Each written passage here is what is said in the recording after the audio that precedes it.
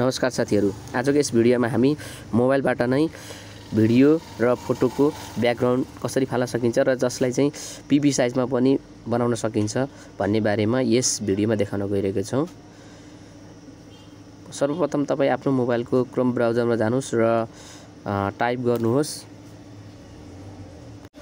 cutout.pro हानेर तपाईं यो एप्ससम्म पुग्न सक्नुहुन्छ र फोटोलाई तपाईले अपलोड गरी यसको ब्याकग्राउन्ड चाहिँ फालेर तपाईले यसलाई आफ्नो ब्याकग्राउन्डमा आवश्यक अनुसारको ब्याकग्राउन्ड कलर चाहिँ हाल्न सक्नुहुन्छ। मैले अहिले चाहिँ यसमा व्हाइट कलर हालेको छु। यो एप्सको लिंक पनि मैले यो भिडियोको डिस्क्रिप्सनमा छोडिदिएको छु, जहाँ गएर पनि तपाईहरु यो एप्ससम्म पुग्न सक्नुहुनेछ। साथीहरु, यसलाई हामीले डाउनलोड गरेर पनि आफ्नो फोटोलाई पासवर्ड साइजमा पनि बदल्न सक्छौं।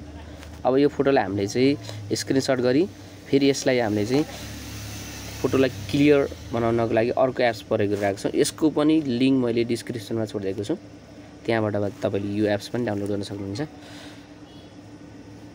यसरी हामीले चाहिँ यसलाई चाहिँ क्लियर गरेको छौं।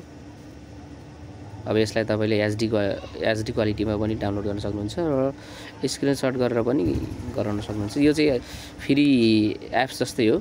केही समय तपाईले विज्ञापन हेर्नुभयो भने यसले चाहिँ तपाईलाई एचडी क्वालिटीमा नै डाउनलोड गर्न दिन्छ। अब हामी चाहिँ पासवर्ड साइजको फोटो कसरी बनाउने भन्ने खालको जुन एप्स को लागि पनि हामीले चाहिँ यही फोटोलाई हामीले पासवर्ड साइजको बनाउन गइरहेको छौं।